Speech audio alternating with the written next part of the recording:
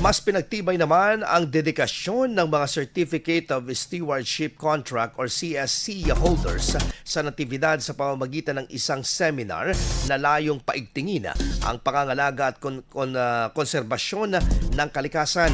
Nilalayon po ng aktibidad na palawakin ang kaalaman ng mga stewards hinggil sa tamang pangangasiwa ng likas na yaman at patatagin ang kanilang papel bilang pangunahing katuwang ng pagpapanatili ng balanseng kapaligiran. Tinalakay din sa seminar ang mga mahalagang hakbang sa pangangalaga ng kagubatan, gayon din ang responsibilidad na kaakibat ng pagiging CSC holder. Pinagtibay ito ng mga resource persons mula sa DENR na nagbigay ng gabay upang mas mapaigting ang maayos at responsableng pamamahala sa mga nasasakupang lupain at kabundukan.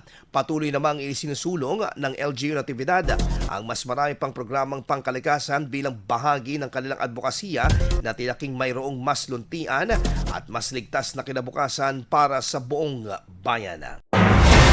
IFM News. IFM News. IFM.